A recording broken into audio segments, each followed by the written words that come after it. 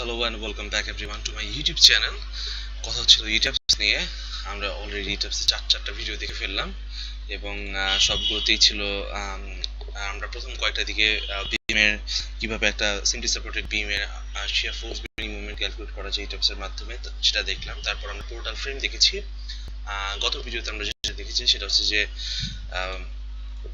কিভাবে একটা ফ্রেম স্ট্রাকচারের Etabs এর মডেলিং করা যায়। তো আজকে আমরা যেটা দেখব সেটা হচ্ছে যে আমাদের এই প্ল্যান ভিউটা দেয়া আছে, শুধুমাত্র এমন একটা প্ল্যান ভিউ দেয়া আছে, এটার মডেলিং আমরা আজকে Etabs এ করব। তো তার জন্য যেটা করতে হবে, বরাবরের মতো আমরা আবার Etabs এ চলে গেলাম। ওকে, নিউ মডেল। এবং এখানে যদি আমরা দেখি আমাদের এক্স ডিরেকশনে গ্রিড একটা, দুইটা এবং তিনটা। আচ্ছা, তিনটা গ্রিড আছে। এক্স ডিরেকশনে তিনটা গ্রিড দিলাম এবং ওয়াই ডিরেকশনেও যদি আমরা দেখি 1 2 3 তিনটা গ্রিড লাগবে, তিনটা গ্রিড দিলাম।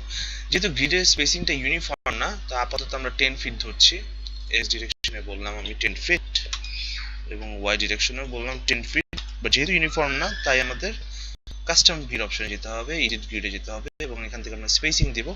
অর্ডিনেট কি, স্পেসিং কি, সেই কথাটা আমরা একদম ফার্স্ট ভিডিওতে বলেছি। কেউ যদি এখনো না জেনে থাকেন, আমি সাজেস্ট করবো আমার প্রিভিয়াস ভিডিওটা দেখার জন্য। এবার স্পেসিং এ আমরা যেটা দেখতে পাচ্ছি যে প্রথমটা 10 ফিট এবং 15 ফিট। তো আমার প্রথমে 10 ফিট আছে, সমস্যা নেই। বাট পরেও 10 ফিট আছে, এটাকে আমি এখন 15 ফিট করে দেব, বাস। এবার ওয়াই ডিরেকশনে ফার্স্টে হচ্ছে ওয়াই ডিরেকশনে প্রথমে 10 ফিট, এরপর হচ্ছে 12 ফিট। সো 1 থেকে 2 তে আমরা দেখতে পাচ্ছি হচ্ছে 12 ফিট এবং তারপরে হচ্ছে 10 ফিট। 2 থেকে 3 তে আমরা হচ্ছে 10 ফিট। তো সেটাই আমরা ডিফাইন করলাম। তো এমন একটা গ্রিড হয়ে গেল। এর মধ্যে আমাদের এই পোর্শনটুকু দরকার নেই, সেটা আমরা ডিজাইন করার সময় দেখবো। আপাতত ওকে দিলাম। আর স্টোরি আমরা ধরেন যে আমি 4 স্টোরি দেখি, ধরেন যে চারতলা একটা বিল্ডিং ডিজাইন করব। আর ইচ স্টোরি হাইট আমি আপাতত 10 ফিট দিলাম। বটম স্টোরি যদি সেম থাকে না, আমি সেম ধরছি আপাতত কাজের সুবিধার্থে। Grid only. এই হচ্ছে আমার গ্রিড স্পেসিং। যেটা এখানে লক্ষ্য করলে দেখবেন যে আমার এই পাশটুকুতে কিন্তু কোনো বিমস কলামস কিছুই নেই। তাহলে এই পাশটাকে আমি মানে ফাঁকা রাখবো। তার আগে যেটা করতে হবে, বরাবরের মতো আমি ম্যাটেরিয়ালস প্রপার্টি ডিফাইন করব এবং ম্যাটেরিয়ালস প্রপার্টির ক্ষেত্রে আমি যদি এখান থেকে পাউন্ড পার ইঞ্চিতে চান, সে পাউন্ড পার ইঞ্চিতে রাখলাম সুবিধার জন্য, মডিফাই করব। আর হচ্ছে গত ভিডিওতে যে ডিজাইন করেছিলাম সেটা হচ্ছে যে 2500 psi ধরে সেটাই। আর যার জন্য আমার মডিফাইড ভ্যালু যেটা ছিল এটা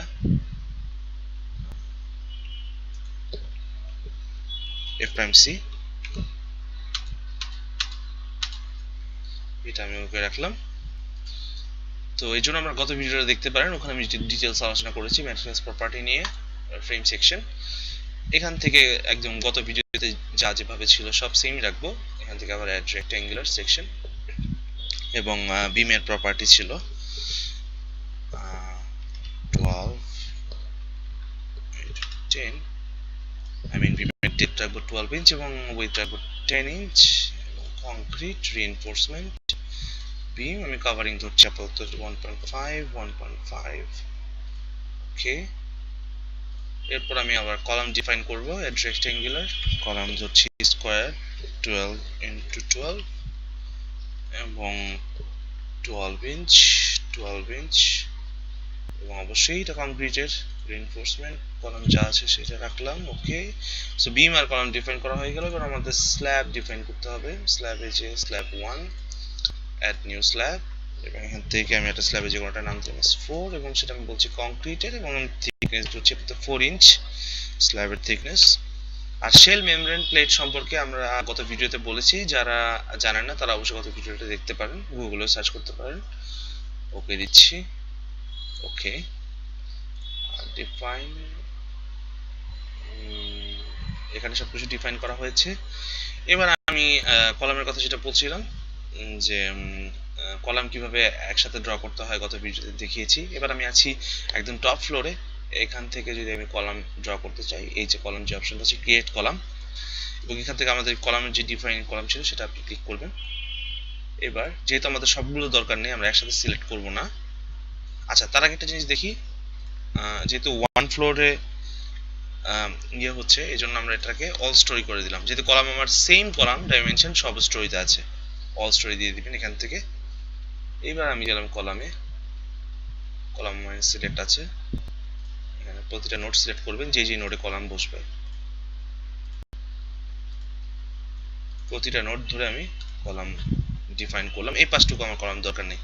আপনার যদি এটাকে 3D তে দেখতে চান, তার জন্য যেটা করতে হবে, অবজেক্ট ফিল সবগুলোকে দিয়ে অ্যাপ্লাই টু অল উইন্ডোজ, এবং তারপরে হচ্ছে যে ডিফাইন ভিউ থেকে, আচ্ছা এখানে একটু প্রবলেমের কারণে, আচ্ছা সেটা আমি পরে দেখাচ্ছি। আপাতত আমি এখান থেকে যেটা রাখলাম, এটা আপাতত রাখলাম, যা আছে তাই রাখলাম।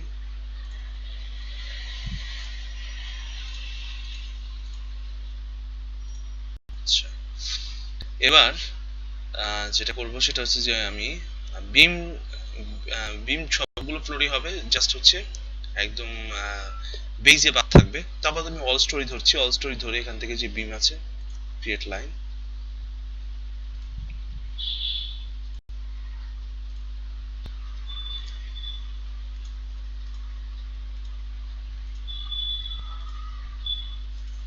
দেখেন সব স্টোরিতে কলাম এবং বিম ডিফাইন হয়ে গেছে। যেহেতু এই পোর্শনটুকু আমার দরকার নেই, এটা আমি বাদ রাখবো। এবার যেহেতু একদম বটম স্টোরিতে আমার কোনো বিম নেই, তাই আমি একদম বটম স্টোরিতে চলে যাব। একদম বটম স্টোরিতে আছি আমরা এখন। এখানে আমার কোনো বিম নেই, যার জন্য আমি সকল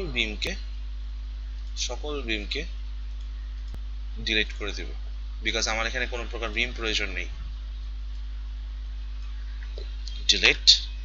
এবার আপনারা দেখতে পাচ্ছেন যে, আচ্ছা সরি, এখান থেকে আবার অল স্টোরি থেকে ওয়ান স্টোরি করতে হবে, নাহলে সব স্টোরির জন্য বিম চলে যাবে।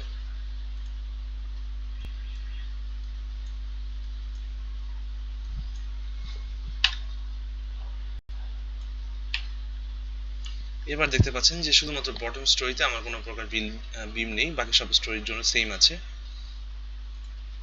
দেখতে পারবেন। এই পাশ থেকে যদি আমরা দেখি,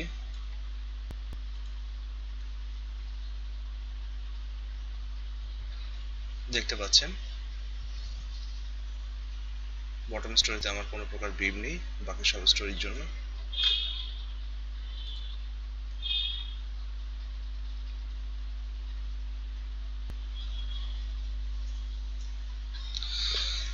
যাই হোক, এবার আমরা আবার টপ স্টোরিতে যেয়ে দেখি, দেখতে পাচ্ছেন এখানে সব জায়গায় বিম ডিফাইন করা আছে।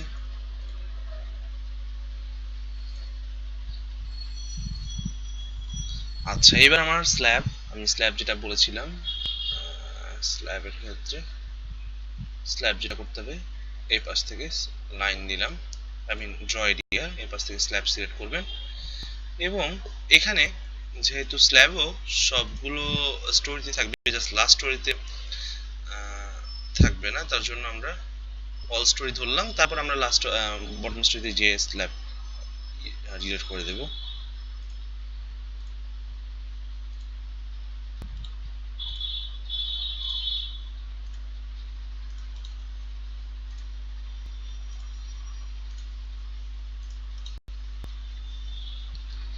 তো এইবার দেখার জন্য স্ল্যাবটা হয়েছে কিনা, তার জন্য এখান থেকে অবজেক্ট ফিল দিয়ে দিবেন। দেখতে পাচ্ছেন এই স্টোরি, এখানেও দেখার জন্য অবজেক্ট ফিল দিয়ে দিবেন। সব স্টোরিতে স্ল্যাব ড্র করা হয়ে গেছে, জাস্ট আমার বটম স্টোরিতে দরকার নেই, যার জন্য আমি আবার এখান থেকে একদম বটম স্টোরিতে চলে যাব, এবং এইখানে আমি সিলেক্ট করে স্ল্যাবটা ডিলিট করে, সরি আবার এই যে এই ভুলটা করবেন না, ওয়ান স্টোরি সিলেক্ট করবেন, নাহলে আবার সব স্টোরির জন্য চলে যাবে। ডিলিট দিলাম। এবার জাস্ট অন্য সব স্টোরিতে স্ল্যাব আছে, কোনোগুলোতে স্ল্যাব নেই। এবার আপনি যেটা করতে পারবেন, এই অ্যাসাইনে যে স্টোরি দিলাম,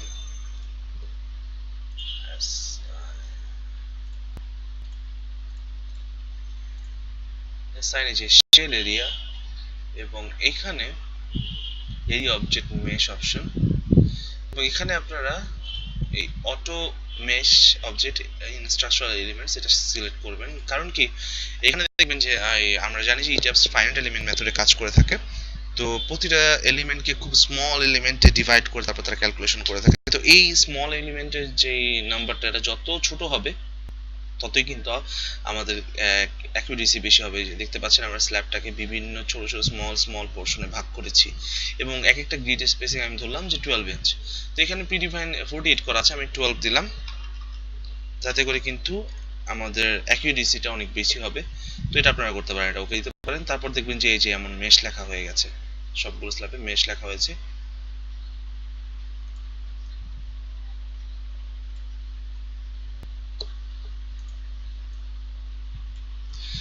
তো এইভাবে চাইলে আমরা নেক্সট ভিডিওতে দেখবো যে কিভাবে অ্যানালাইসিস করতে হবে এবং ডিজাইন করতে হবে স্ট্রাকচারটা। আপাতত আমরা দেখলাম যে ইটাবসে কিভাবে আমরা শর্টকাট কলাম কমান্ড ইউজ করতে পারি, তারপর হচ্ছে বিম কমান্ড ইউজ করতে পারি, স্ল্যাব কমান্ড ইউজ করতে পারি, কিভাবে স্ল্যাব ডিফাইন করতে পারি, কিভাবে একটা ফ্রেম স্ট্রাকচারের মডেলিং করতে পারি, এবং নেক্সট ভিডিওতে আমরা দেখবো যে কিভাবে অ্যানালাইসিস করতে পারবো এবং ডিজাইন করতে পারবো। তার আগ পর্যন্ত সবাই সুস্থ থাকবেন, ভালো থাকবেন, এবং আমার চ্যানেলে অবশ্যই চোখ রাখবেন। সবাইকে অনেক অনেক ধন্যবাদ।